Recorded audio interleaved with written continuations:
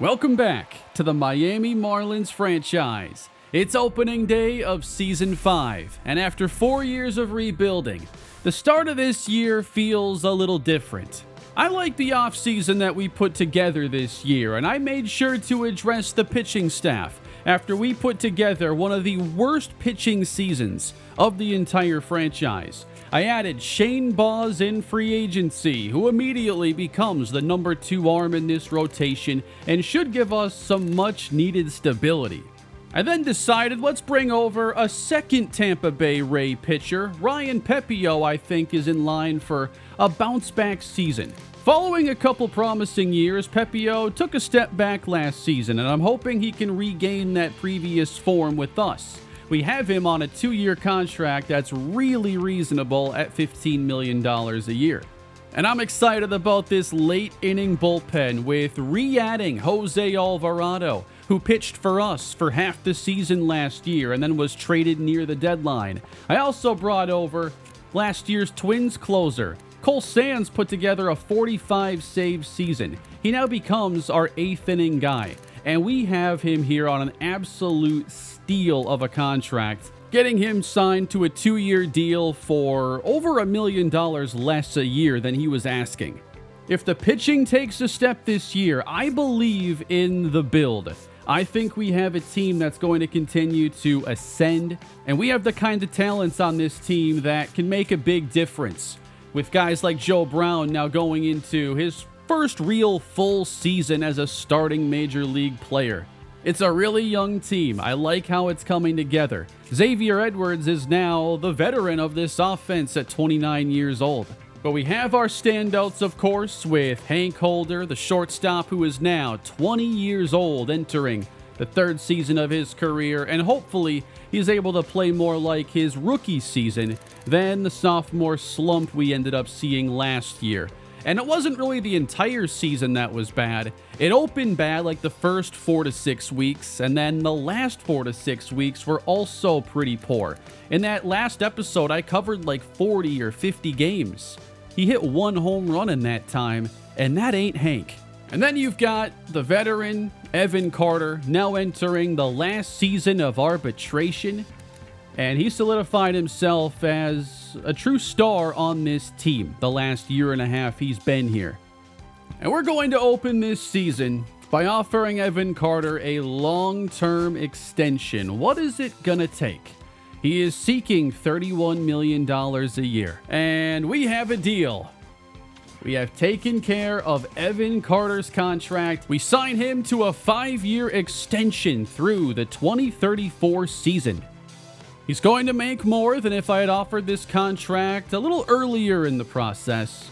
But now we have a core of players put together. We know we're building this team around.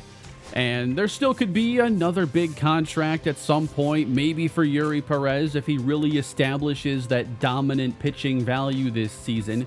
But now as you look ahead to the future of this team, we've got Carter, Holder, and Shane Baz locked up into this core. Really high hopes for Baz coming over from Tampa Bay, but I'm really counting on him to at least be a reliable number 2. He doesn't even have to be the ace necessarily. And you can't forget about this farm system that we've put together with a lot of really impressive prospects continuing to work themselves towards the major leagues. This year, we start to watch Doug Butcher as he opens his career down at AA. We selected him number 10 in last year's draft. He was expected to be the number 1 overall pick, and he really should have been.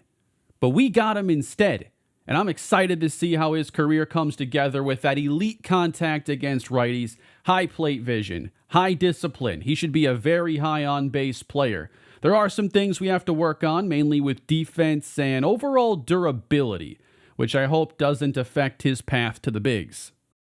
The offense didn't see a lot of change going into this year. I didn't think that was necessary. It was our pitching that was basically league worst last year. I had to get aggressive about changing that because the 4 years of developing our prospects have not given us nearly enough. And to go into this season again just hoping Meyer, Thomas White, and Robbie Snelling figure it out, is not really a successful plan in my eyes. We tried that last year, more or less. But I am a big believer in this core offense that we've put together with players like Noelvi Marte joining after being a waiver pickup last season. How about that? Now a 76 overall, ready to really have his second true chance at the major leagues. But I did make a trade at the end of the offseason. We bring over Marcelo Meyer from the Red Sox.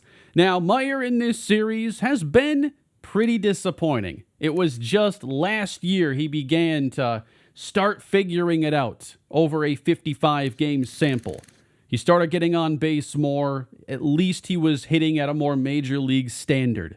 The power still hasn't shown up. He's 26 years old. He has to earn a role now on this team, and I think that bringing him here is going to be a really fun experiment for Season 5. Here are the spring training statistics. Connor Norby puts together a great spring, leading us with 5 home runs. And I'm really excited to see Joe Brown have a very good spring at the same time. Noelvi Marte hit 214. Evan Carter, 328. Hank Holder. Is he more sophomore Hank Holder or rookie season Hank Holder? We'll find out. And then Marcelo Meyer hit 286. And there's a chance he gets a lot of early playing time this year, depending on how those other infielders handle what's become a very competitive battle now on the roster. I'm a little concerned about Johnny Grieve and his struggles of last year. Will that carry on into a critical year at 25? With his contact ratings and his vision, discipline, clutch, I've really expected him to be an above-average on-base player. We had a little glimpse that maybe he could be that his first season. And then last year he got much more playing time and struggled a lot. Chet Sparbori had a rough spring, and I was counting on him to be the starting right fielder. He cannot play like this and hold that spot. Starlin Caba did not have a very good spring. He is going to be optioned, but I'm also going to make a change here with him. So sometimes I like to add another position for certain players. You know, you see it in real life. Players learn new positions all the time, especially to increase their chances when they're coming up through the minors of getting a spot somewhere. Caba is one of those players who's been listed as a shortstop only. I've given him now second base eligibility. And actually, he hasn't played a lot in real life this year, but he has played 11 games. And actually, 3 of those are at second base. So we're going to make that a possibility for him now in the series. We'll see if a trade ultimately happens with Caba or if he can get a role, but now he's on the 40-man roster and is certainly going to be optioned after a rough spring and a competitive bench. I'm also going to be moving Connor Norby officially to the outfield, as he's been getting far more starts there over the last few years in the series. And once a player has spent a lot of time at a new spot, I do like to change his primary position. I do sometimes go out of my way to try to make things a little more realistic in the franchise, so when a guy is just starting off at a new spot, I'm not going to change his primary position to that until he has a decent bit of experience there. When you're playing at a secondary position, your fielding ratings effectively get dropped a little bit because it's not your main spot. I'm just changing what's considered his main position now that he's been there for a while. The other thing I wanted to do here is give one of our prospects a 4th pitch. I don't have a perfect process for doing this, but I wanted to give Vladimir Ortiz a changeup. So when you give a player a new pitch, you have to also assign that pitch ratings. I've done this in many of my series before, but essentially, the velocity here doesn't really change anything. I give him a changeup and it just, locks it into like 84. For control and break, though, I just took the average of his other 3 pitches and made that his 4th pitch. The idea is just to give him another option. Starters that have under 4 pitches are just kind of strange, and most pitchers have more than 3 to work with. I don't care if the new pitch is his worst, but have a 4th option. I should also say that not only did I make significant pitching changes to this team, but I have an almost entirely new coaching staff. with helping these pitchers more so in mind. So Mike Gowdy is the new pitching coach. I want to get better at developing these young pitchers that haven't taken big steps the first 4 years in the series. We're putting more of an emphasis on raising the hit per 9 and walk per 9 ratings, even if we lose some stamina in the process. We'll see how the pitchers develop this year. I've also given our farm director a pitching emphasis, so we're getting a +5 hit per 9 overall boost from the coaching staff when our previous staff didn't have anything in that category. And the hope is that this time around we have more success with the likes of Thomas White, Noble Meyer, and all the other prospects that have failed to make a significant difference yet in the series. And you know what? It might even benefit a guy like Max Meyer or Yuri Perez.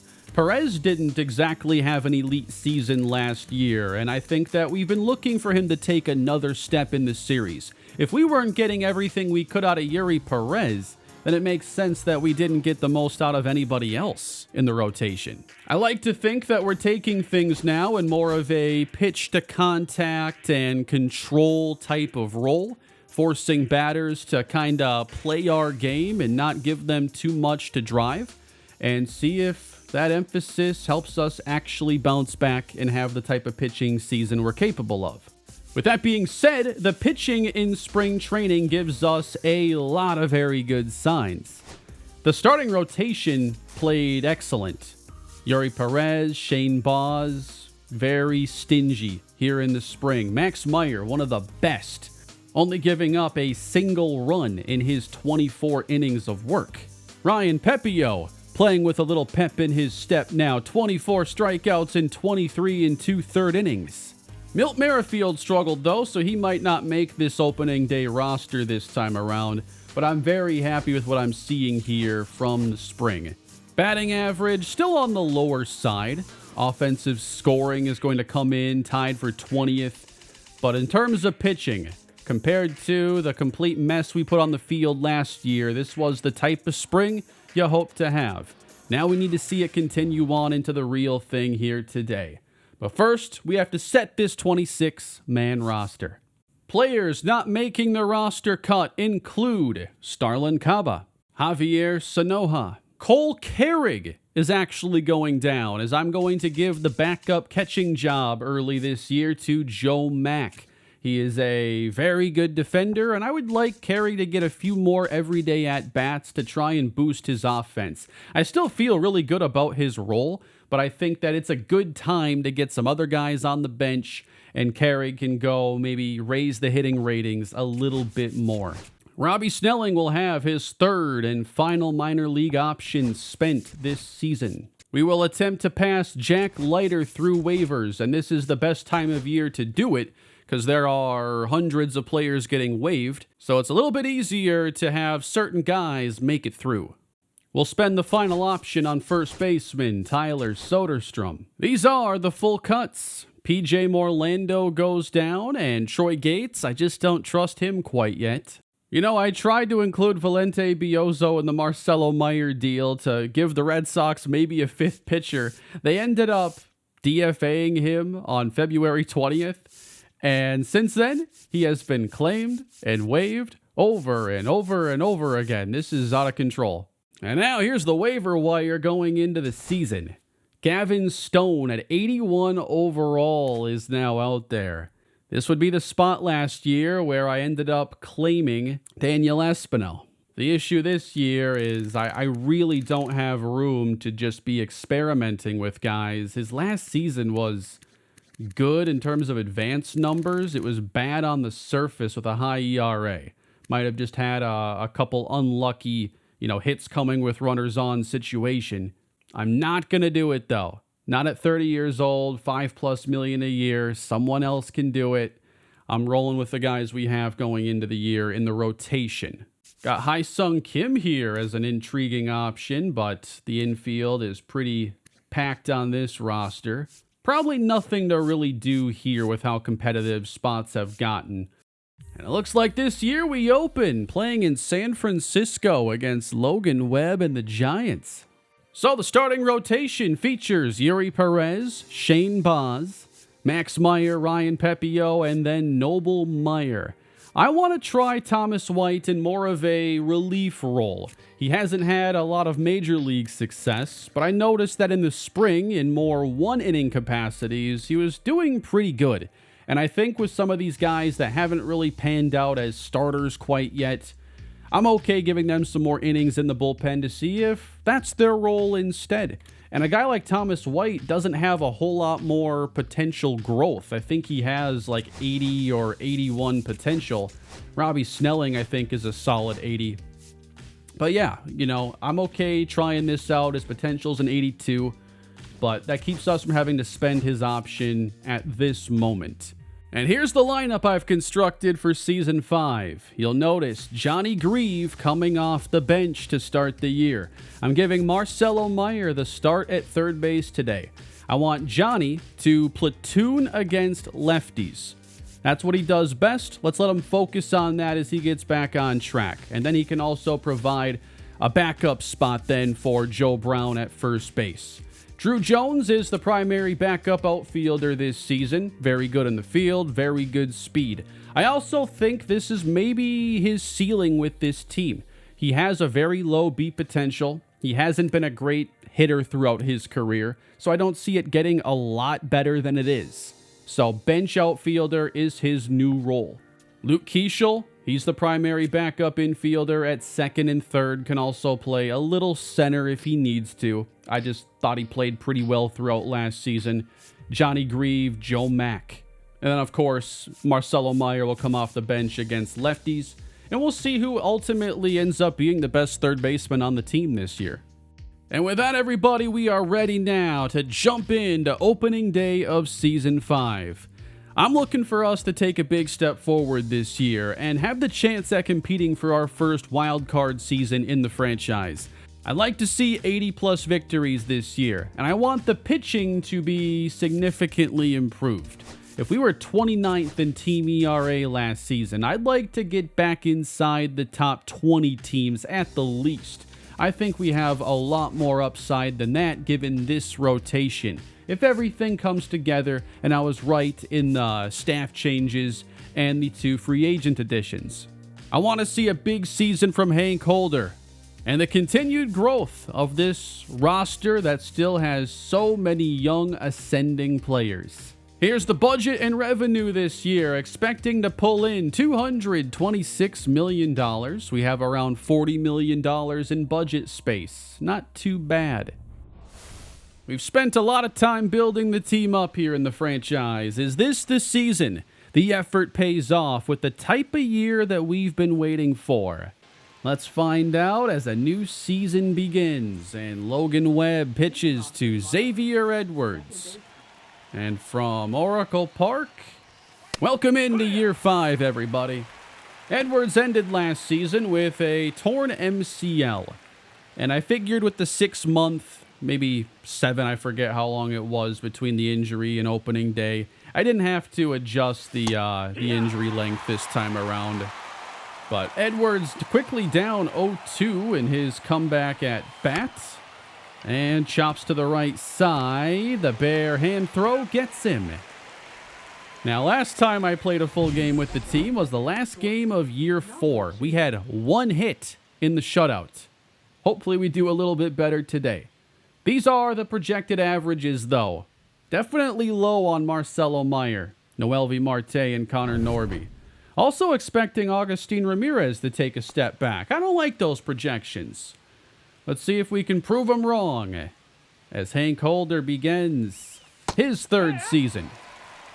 I can't believe he only hit 19 homers a year ago. Could not build upon that rookie season. He had some good stretches, but man, the way he bookended the year was just atrocious. On the ground, it's chopped to short, and Holder is retired. Down below, we have 10 top 100 prospects coming into the season. But Washington now has the top farm system. We're in 2nd place. There's a decent margin between the two. And then Atlanta's in 3rd. This division is loaded. hard enough given where some of these teams were at the beginning, but now you're telling me the Braves and Nationals are actually drafting well? The Braves did lose Ronald Acuna in the offseason, but if you remember back to Odell Williams, a player I liked a lot in the draft, I think he's going to be the replacement. I wonder if he's on the big league roster already. There are the playoff predictions down below, though. They have the Braves winning the division at 92-70. Mets a wild card team with 91 wins. The Marlins noticeably absent. And if 88 wins is the benchmark, that would be definitely a lot to ask as Evan Carter lines out to finish the opening frame. Another opening day start. Make it 4 in a row for Eury Perez here in the franchise. The surface numbers were really good a year ago, but like many pitchers on the team last season, he ran into so many home runs. And I think that by the end, the numbers looked a little better, but the damage was done early and middle of the year. Popped up. And Joe Brown making his first opening day start is the one to track it down. And Joe Brown's going to make the next play. Nice pitch from Perez. Good changeup follows. And the 1-2. Whoa! Up there, and he misses. Strike 3.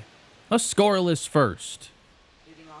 You know, with how fast we're moving in this franchise, we're also running into situations where guys like Agustin Ramirez are now into those arbitration years and the salaries are jumping.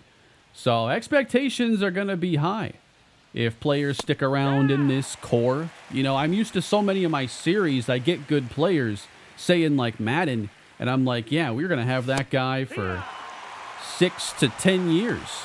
I think baseball, with this budget and the way salaries jump, especially in that arbitration year 4 for players, it can be tough, especially when guys haven't fully reached their expectations and you're constantly thinking about the future. But I think Ramirez got back on track last season, and if things go well this year, we could be talking extension. I think that his defense is getting better, and I'm a big fan of where he is offensively, but we certainly need some more young catching now in the organization. I haven't drafted a catcher in the franchise, and I think by year 5, you gotta take at least one. Strike 3, though, from Logan Webb. Down low, they have us projected to finish 4th in this division, maybe a similar season to last year. Would hope that we don't have, this team stuck in that 70-something win group again. But if you do that for 3 straight years, you really got to do some introspective deep diving onto why you're not progressing. But it's now my 3rd draft pick in the series to be making an opening day start. That's Joe Brown. 2-0 and low. He's way ahead. And the 3-0 fastball sent to center, but playable. Really good pitch there from Logan Webb. 3-2 to Connor Norby, and it's 6 up, 6 down. Good slider. Adames chasing. Marcelo Meyer gets it hit right to him for the out.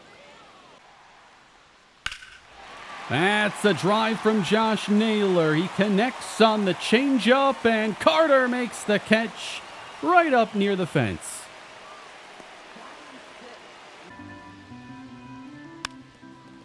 .99 and chasing inside. Got him right where we want him. It's a 3rd-round pick of theirs in 2028, Amari Cora. He's their DH. Fun seeing so many players drafted in series up at the majors. Down he goes, strike 3. They're projecting Xavier Edwards to hit 300, Evan Carter to hit 27 homers, Hank Holder to hit 92 RBIs. But 80 and 82 is what they're thinking, and I do think that's a pretty reasonable record. We still have a lot of developing to do if we're going to be an above 500 team. But the players are there. to help us surpass that. Marcelo Meyer. Is he one of those players that can now join the core unexpectedly? First Marlins at bat, and Webb isn't exactly making things easy on us. In the air, belted to left center. And Marcelo Meyer has our first hit of the year. That is a double all the way to the left center wall.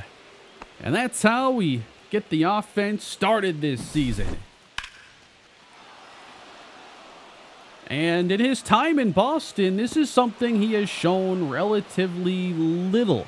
Not much power in his game.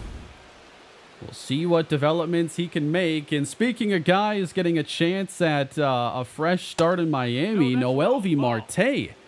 He was one of the Reds' top prospects. He had shown a little promise in Cincinnati. Also had a PED suspension, but they waived him last year. And we were able to get him at AAA and develop for most of the season, where he played extremely well. And then did a decent job when called up. So now opening day DH is the role. I mean, what am I supposed to do when he's that locked in? Grounded to short.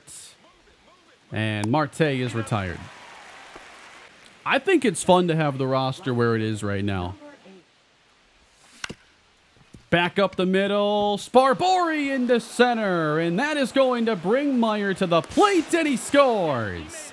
Chet Sparbori with the first RBI of Season 5.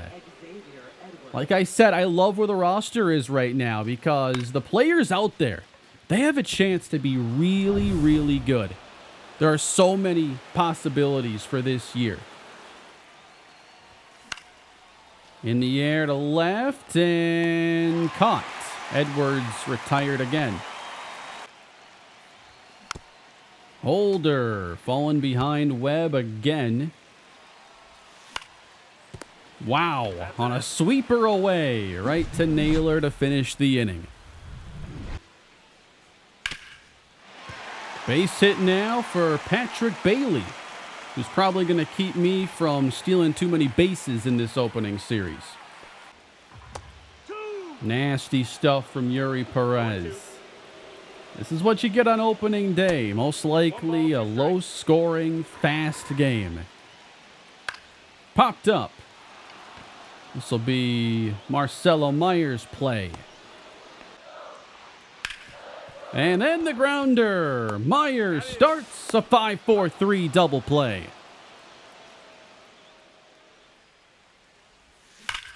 That's a drive from Carter, and he hit that one hard. To the right center wall, and gone! A home run.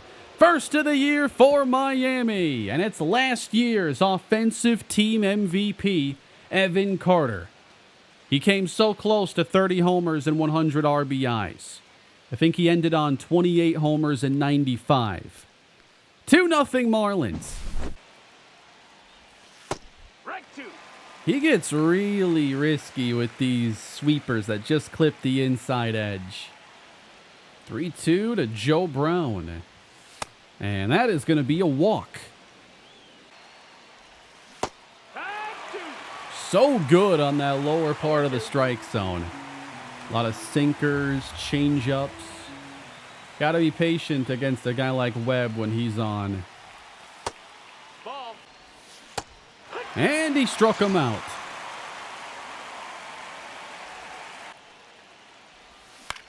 Oh, that was a good one, too. Meyer falls behind. There's a drive, though, connected to right center.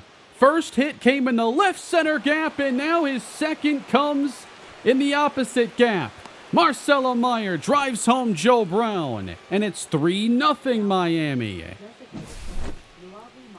Webb's making mostly good pitches, but we have capitalized on a few of these rare mistakes.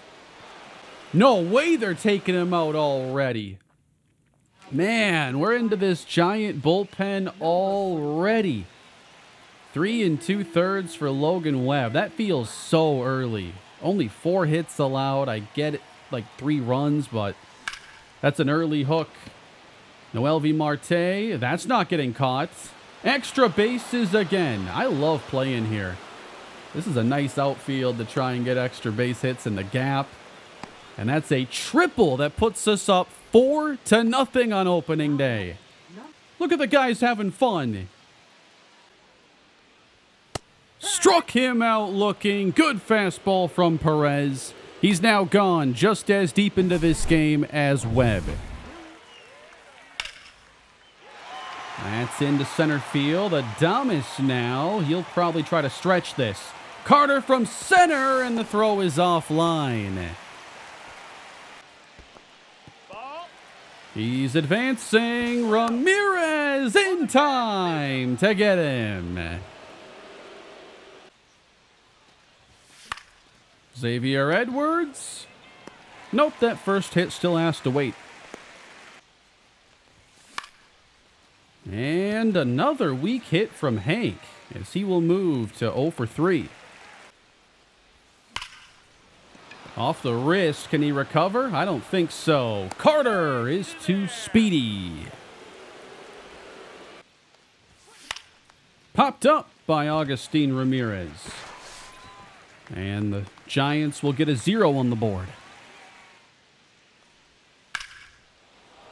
Just under that one. Sparbori back, but room.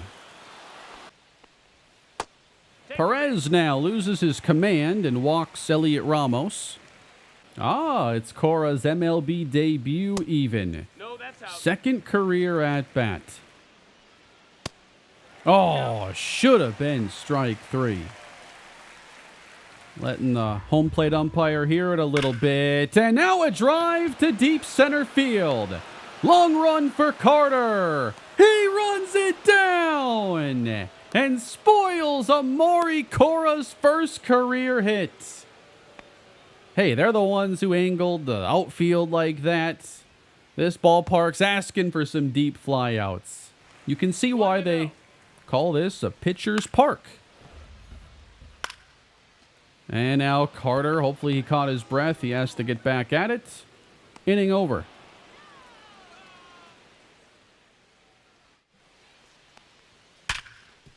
Sharp single in the 6th inning as the Giants try to chase Perez out of the game. And it's now third trip through the starting lineup. Very good outing so far for Perez, but energy is down significantly. I don't know, Webb left early. Perez has only thrown, 50, 60 pitches? What's he at? But it feels like we're getting like more of a stamina. That's a double play, by the way. Like, stamina is draining faster because it's early in the year. I don't think the game does that, or really ever has, but it's kind of the feel I get right now. You know, I don't know if that stamina drop that we're going to see from the coaches actually, I don't think it affects, anything really yet. I thought it would affect more so rating changes throughout the season. Because we're going to have trouble reaching 80, especially facing the heart of this order. That's past Meyer. And a base hit, Jung-Hoo Lee. 98. 2 strikes on Seiya Suzuki. We're trying to finish the inning. He doesn't bite. In the air, Norby now gives chase. Lee makes the break to third. They're going to wave him. And now Holder throwing home, not in time. Giants are on the board. And that's where we're going to make a change for the first time this year. Good start, though, for Yuri Perez. Very happy with his performance. And now Dylan Coleman will try to strand the runner. And Adames strikes out on 3 pitches. Marte to left. Good swing, but line out. Third baseman's playing pretty far back here. Sparbori puts the bunt down. And he's out. That's going to get Edwards on the board this year and give him a 9-game hitting streak. We're thinking 3. And we'll get it, our second triple of the day. I want to get a good swing, though, from Hank. 0 for 3 on the day. Pretty disappointing first game. That's a ball. Nice pitch. You got to save that one for a 2-strike count, though. In the air to center.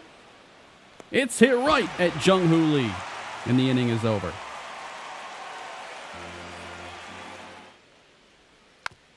Oh, I was trying to set up that slurve away, but he got a piece of it.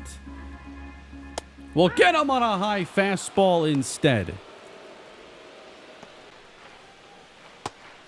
That slurve is just so nasty. I love that pitch. One of my favorite pitches of anybody on this team. That's a great call. Struck him out on the slurve. Busted the bat of the rookie Cora. That one hurts. Welcome to the majors. That was the one I was waiting on here with Joe Brown. Bullpen doing a nice job for San Francisco. They've settled the game down mostly, and we just missed that one. One of my best pickups in the series has been Jose Hernandez, who as a Rule 5 draft pick has become one of our best middle inning relievers. And if we're going to go through this series and have the chance to pay certain guys and to make certain moves, you need to be able to have like a Jose Hernandez come in who makes it so you don't have to pay an Andrew Nardi $5 million. You hit on those picks, sure, you can go take a chance on a couple other players that catch your attention. Of course, we're going to have to maybe think about paying him here soon, but salary is relatively low right now. Gives up a base hit. Trying to set things up for Jose Alvarado. Excited to have him back. That's the slider I love. Grounded. Holder will field. 6-4-3. It's offline. Xavier Edwards at second base. We know his defense isn't what makes him a valuable player. Although I don't think an accurate throw makes the difference there. I had been DHing him a lot, but now I wanted to see Noelvi Marte get in there. If I were to DH Edwards, you'd probably then... Well, I guess the option then is to have your worst defender out there at third base instead of second, but I would just rather keep him at second base. I need good defense at short and third. Marte's not much of a defender either. He's really a DH. Got a few guys that could be the long-term DH now on this team. Jung-Hoo Lee, 3-2. Runner will go. And got him chasing, but it's past Holder, a base hit. That brings up the tying run. Suzuki got him on the board last time. Hernandez trying to maintain this lead in his first appearance. Oh, out in front. Struck him out, and the lead will make it to the ninth inning. Sean Jelly, the really tall pitcher. That cutter looks so strange coming out of his hand. Man, I know like when I struggled in that game 162 last year, it was against Bailey Ober, a very tall pitcher. Not sure if he's listed here as 6'8 or 6'9. It changes the release point though. Definitely an advantage when your velocity is a little bit lower. But maybe that's why I struggled so much with the timing on him. Certainly here with Jelly, I mean, he just threw 94. That's going to go foul. But it's almost like a little more, it feels faster coming in. Popped up. And that's going to be the first out of Norby. Been a very strong first game as a Marlin for Marcelo Meyer. And that's headed to right field. It's tracked down. And a drive now, Noelvi Marte. Did he get enough of it? No. And that's going to take us bottom 9. And welcome back to Miami, Jose Alvarado. I'm excited we get to do this again. He wasn't closing after we traded him. He was more of an 8th inning guy. But he played so well for us as a closer. I'm hoping this year I don't have to trade him. I'm hoping he can stay on the team start to finish. Should we just say that he signed the no trade clause so it doesn't happen again? That's a chopper. Alvarado. Oh, what a play. Been paying more attention to some of the plays made by pitchers coming off the mound. There are some really amazing plays I've seen watching baseball lately. Of course, every time one's attempted, you're worried it's going to end up in the 13th row or down the right field line. But man, it's one of my favorite defensive plays to watch. It's either going to be an amazing play or the funniest play you see all day with almost no in between. Strike 3 of Josh Naylor. Opening day is all on Elliot Ramos, as Alvarado is 1 out away from a successful Miami return. Chopper. Let's let Meyer handle this. A big part of our opening day victory here in San Francisco. Miami is 1-0. A very successful opening day, with Yuri Perez giving us really good 5+ innings today. And the offense, I am pretty impressed. We got production off of Logan Webb, got him out of the game. Definitely a lot of swings where I was surprised we didn't, get better contact, or I thought we could have had a few more runs today given the types of swings that we had. But I'm happy with this game. Marcelo Meyer looked good. It was kind of more of the bottom of the order doing the job today. A big step Meyer has to take is getting more extra base hits, and he opens the year with 2 of them. Evan Carter with a 2-hit day as well. It gave Marcelo Meyer the player of the game honor, but if it were up to me, it would be Evan Carter with a home run and this catch in center field, running that one down when most center fielders do not get to that ball. He is going to be in center field going forward for this team, and you get a glimpse here of why he's so valuable out there. That's only the beginning here of Season 5 in the Miami Marlins franchise. Next time, we'll get the debut of Shane Baz, and we'll also see Ryan Pepio pitch a bit. Now that we're further into the series, I try to play more of these early games in those first 2 weeks to really get a glimpse on the field of how that season is going to unfold.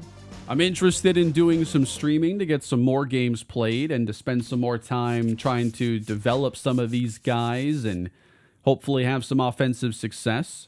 What do you guys think about the team this year? I'd love your predictions down below after seeing opening day. What type of team do you think we have? Do you think Hank Holder gets things back on track? And who takes the greatest leap this season? For me, I still think Joe Brown has a chance to put together a special season. I guess Marcelo Meyer takes the early lead with his 2 doubles and solid defense in the field today. Meyer is a player who only notched 43 extra base hits in 3 years with Boston. He already has 2 with us. Okay, Yuri Perez down to 69 stamina. It was never all that high to begin with, but is that just the reason why we didn't get a lot of length today in that start?